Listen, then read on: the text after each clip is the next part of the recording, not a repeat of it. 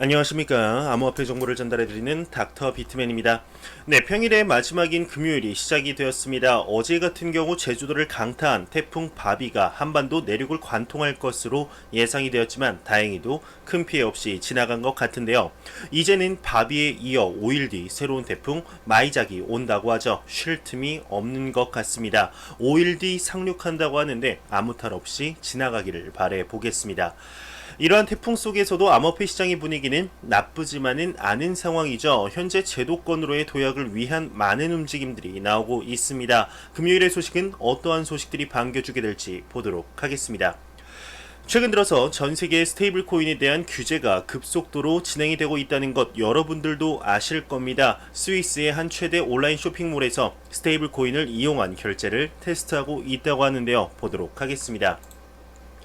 스위스 최대 온라인 쇼핑몰 스테이블 코인 결제 테스트를 하고 있다고 합니다. 암호화폐 전문 미디어 인베즈닷컴에 따르게 되면 최근 스위스 최대 온라인 종합 쇼핑몰 디스텍 갤럭서스가 스위스 현지 은행 시그넘이 발행한 스테이블 코인 TCHF의 결제 지원 관련 테스트를 진행 중인 것으로 나타났습니다.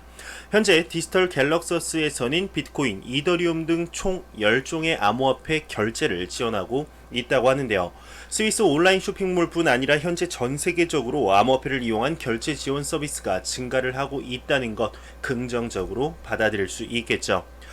여러분들은 스테이블 코인 하면 어떠한 코인이 가장 먼저 생각나시나요? 바로 USDT, 테더일 텐데요. 코로나 팬데믹 사태 이후 엄청난 양의 테더가 추가 발행이 되며 그 영향력이 날로 증가를 하고 있습니다.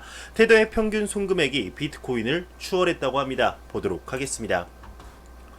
스테이블 코인 테더 평균 송금액에서 비트코인을 추월했다고 합니다. 스테이블 코인 중 하나인 테더의 최근 평균 송금액이 비트코인 송금액을 넘어섰다고 하는데 테더의 7일간 평균 전송 금액은 35억 5천만 달러, 하나로 약 4조 2천억 원을 달성을 했고 비트코인의 경우는 29억 4천만 달러, 하나 약 3조 4,800억 원으로 테더가 앞서고 있다고 합니다.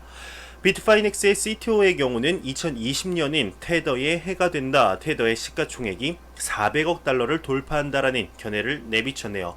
현재 USDT 테더의 경우 시가총액 4위에 위치해 있죠. 높은 활용성으로 수요가 증가를 하고 있는데 그만큼 주요 기관에서는 테더의 규제를 강화시켜야 한다는 움직임이 높아지고 있는 실정입니다. 과연 앞으로의 상황이 어떤 방향으로 진행이 되게 될지 보통 테더의 발행 그리고 움직임이 암호화폐 거래소로 움직일 경우 비트코인 매수 시그널로 보기 때문에 송금액의 증가가 나쁘지는 않은 소식으로 볼 수 있을 것 같습니다. 현재 많은 미 금융업계 쪽에서 비트코인 펀드를 만들려는 움직임이 보이고 있습니다. 실제로 만든 기업들도 늘어나고 있는 추세이죠. 작년 SEC 측에서는 비트코인 선물 펀드를 첫 승인시키며 꾸준히 증가를 하고 있는 추세인데요. 이러한 추세에 같이 가려는 미 금융 대기업이 있습니다. 어떠한 기업인지 보도록 하겠습니다. 미 금융 대기업 피델리티는 이제 비트코인 펀드를 제공할 가능성이 보이고 있다고 합니다. 신청 서류를 SEC에 제출을 했다고 하는데 미국 금융회사인 피델리티의 고위 관계자가 비트코인 펀드를 제공하기 위한 신청 서류를 SEC에 제출한 것으로 확인이 되었습니다. 펀드를 제공하는 기업의 명칭이 와이즈 오리진 비트코인 인덱스 펀드 I라는 합자회사라고 되어 있는데요. 참가에 필요한 최저 투자액이 하나로 약 1억 1,858만 원이기 때문에 기관 투자가나 적격 투자가를 대상으로 하는 펀드로 보이고 있습니다. 피델리티 산하기관 FDA가 6월 공개한 조사 결과에 따르게 되면 비트코인 등 암호화폐에 주목하고 있는 기관 투자자의 비율이 80%에 이른다고 하는데요. 이 또한 이 조사가 코로나 팬데믹 감염 확대 전에 실시하였기에 실제로 포트폴리오 해지 등으로 암호화폐를 도입하는 기관 투자가도 확실히 늘고 있으며 이미 조사 대상의 20%가 비트코인 선물을 통해 암호화폐 시장에 참여를 하고 있었다고 합니다. 작년부터 이러한 기관 투자자들의 관심이 높아지고 있다는 소식 익히 전에 들어서 알고 있으셨을 겁니다. 미국의 기관 투자자뿐만 아니라 아시아의 기관 투자자들의 암호화폐에 대한 관심이 꾸준히 증가를 하고 있는데요. 네, 관심뿐만 아니라 이제 실질적인 트리거 역할을 했던 것이 미 통화금융청의 일반 은행에서의 암호화폐 커스터디 서비스를 허용한 것이 아닌가 생각이 듭니다. 이 이후 정부의 눈치만 보던 투자가들의 실질적인 수요가 증가를 했는데 전 세계 기관 투자자들의 자금 5%만 암호화폐 시장에 들어오더라도 비트코인의 가격이 5만 달러가 된다고 하니 기관 투자자들의 유입이 암호화폐 시장에 얼마나 큰 영향을 미치는지 안 봐도 뻔한 것 같습니다. 이러한 암호화폐 펀드의 증가가 꾸준히 이루어져 비트코인에 대한 인식의 재고가 될 수 있는 기회가 되었으면 좋겠습니다. 현재 이러한 긍정적인 소식들이 나오는 기반에는 암호화폐 시장이 꾸준히 성장할 거라는 기대감, 암호화폐 시장의 미래 가치에 대해서 좋게 보기에 투자하는 투자자들의 숫자가 증가를 하는 것일 텐데요. 고래들 또한 마찬가지인 것 같습니다. 네, 현재 고래들이 암호화폐를 팔지 않고 존버를 외치고 있다는데 보도록 하겠습니다.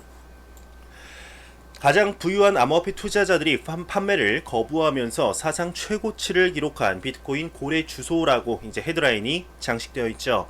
비트코인에 투자하는 고래들이 그 어느 때보다 많아졌다고 합니다. 암호화폐 분석 회사인 센티멘트에 따르게 되면 현재 1000개 이상의 비트코인을 보유하고 있는 지갑의 수는 약 2200개로 사상 최고치라고 합니다. 암호화폐 인텔리전스 플랫폼 아케인 리서치는 이 수치를 공유하며 암호화폐 자산에서 가장 큰 투자자들이 이익을 위해 매각할 의사가 없음을 보여주고 있다 언급을 하고 있습니다. 네, 또 다른 암호화폐 연구원의 경우는 매우 부유한 투자자 계층이 비트코인을 매수하고 있다 언급을 하고 있는데, 네, 지금 간략하게 요약하자면은 고래들이 존버를 하고 있는데 이것보다 더 큰 고래들이 비트코인을 어마어마하게 매수하고 있으며 이 고래들 또한 이제 존버를 하고 있다, 뭐 이런 말이죠. 이 고래들은 바보가 아니다. 큰 그림을 봐라. 뭐 고래들이 계속해서 쌓이는 이유가 뭘까 생각해봐라. 이러한 내용입니다. 현재 전 세계적으로 암호화폐 시장이 상승할 수 있는 시그널들은 계속해서 나오고 있는데요. 과연 앞으로의 상황이 어떻게 진행이 되게 될지 조금 더 지켜봐야 하지 않을까 생각이 들게 됩니다. 이러한 좋은 소식들만 나온다면 얼마나 좋을까요? 좋은 소식들이 압도적으로 많이 나오고 있지만 안 좋은 소식들도 조금씩 나오는 것 같습니다. 조금씩 나오지만 이 소식들이 암호화폐 거래소 관련 소식이라 조금 더 안타까운 것 같은데, 전 세계 1위 암호화폐 거래소라고 불리우는 바이낸스 거래소에 관한 소식입니다. 보도록 하겠습니다. 네, 바이낸스 알트코인 상당수가 이상 급락 현상을 보였다고 합니다. 27일 8시 20분경 바이낸스 BTC 마켓에 상장되어 있는 종목 중 일부 종목들이 순간적으로 이상 급락 현상을 겪었다고 합니다. 순간 낙폭이 65%에 달하기도 했다고 하는데요. 네, 현재 명확하게 밝혀진 원인은 없고 다만 비정상적인 급등락의 경우 호재, 악재 등의 정보를 미리 알고 있는 트레이더에 의한 것이나 봇 오작동, 해킹 등이 원인일 가능성이 있다, 이렇게 분석을 했습니다. 어떠한 요인 때문인지 큰 낙폭을 한 것인지 이제 곧 있으면 원인이 밝혀지겠죠. 그 원인이 해킹은 아니길 진심으로 바라보겠습니다. 네, 거래소 소식은 바이낸스뿐만이 아닙니다. 데리비트 거래소에서 하드웨어 고장이 났다고 합니다. 보도록 하겠습니다. 데리비트 하드웨어 고장 발생, 거래 시스템이 마비까지 됐다고 하는데, 암호화폐 전문 미디어 코인데스크에 따르면 암호화폐 파생 상품 거래소 데리비트의 경우 공식 트위터를 통해 하드웨어 고장으로 인해 거래 시스템이 마비되었다 공지를 했습니다. 이와 관련하여 데리비트 측은 시스템 장애가 해킹과 무관하며 사용자들의 자산은 안전하게 보관되고 있다. 다만 서버 재시작 등 복구 작업에 시간이 필요해 28일 일부 옵션 상품의 만기일 이전까지 복구가 완료되리란 보장이 없다며, 만약 만기 시점 이후 거래 시스템이 복구된다면 만기 당시 실제 시세를 반영해 옵션 만기를 수동으로 조정한다 하는데요. 참 안타깝습니다. 최근 들어 거래소가 잠잠하나 싶었더니 코인빗부터 시작을 해서 바이낸스 그리고 데리비트까지 이러한 거래소들의 문제점은 언제쯤 나오지 않게 될까요? 투자자들과 가장 가까이 만나는 거래소들이 아무 문제 없어야 관심 있는 투자자들의 실제적인 투자를 이끌 수 있을 텐데, 이번 사건으로 조금 더 성숙해졌으면 좋겠습니다. 매일같이 나오는 리플 XRP에 관한 소식이 오늘도 또한 나왔습니다. 리플사에서 새로운 사업에 진출하려는 것일까요? 2개의 상표 등록을 신청했다고 하는데 보도록 하겠습니다. 리플 XRP 새로운 두 개의 상표 등록 신청, 리플X와 리플 임팩트라는 상표 등록을 신청했다고 합니다. 리플사가 리플X와 리플 임팩트라는 두 개의 새로운 상표 이름을 신청했다고 하는데 조금은 촌스러운 이름 같은데요. 구체적으로 이 상표가 어떠한 상품에 이용되는지는 아직 명확하지 않다고 합니다. 네, 지금 올해만 벌써 9개의 상표를 신청을 했다고 하는데 얼마 전 빵용의 트윗을 볼 때 국제 송금 결제를 중심으로 하되 그 외의 사업에도 발을 넓히기 위해 내부적으로 많은 진행이 이루어지게 되지 않을까 생각이 듭니다.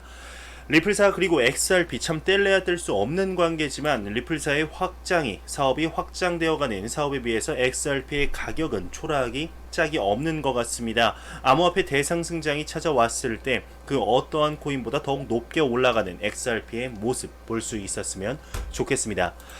안 보고 가면 섭섭하겠죠. 크립토 공포탐욕 지수입니다. 공포탐욕 지수가 전날보다 1포인트 내린 75포인트를 기록을 했습니다. 네, 탐욕 단계로 다시 전환이 되었는데요. 이 지수는 0이면 공포 100이면 낙관을 의미하게 되죠. 지금 8월도 얼마 남지 않았습니다. 한 4일 남았는데요. 네, 이제 8월의 마무리, 9월의 시작은 80을 넘긴 숫자에서 시작을 했으면 좋겠다. 작은 바람이 있네요. 네, 이 공포탐욕 지수 같은 경우는 유동성 거래량 각각 25%씩, SNS 언급량, 설문조사 각각 15%, 비트코인 도미넌스, 구글 검색량 각각 10%를 기준으로 산출이 되게 됩니다. 네, 마지막으로 코인 마켓캡에서 가격 보고 마무리하도록 하겠습니다. 메이저 탑10 코인들 지금 전반적으로 보합 흐름을 보여주고 있죠.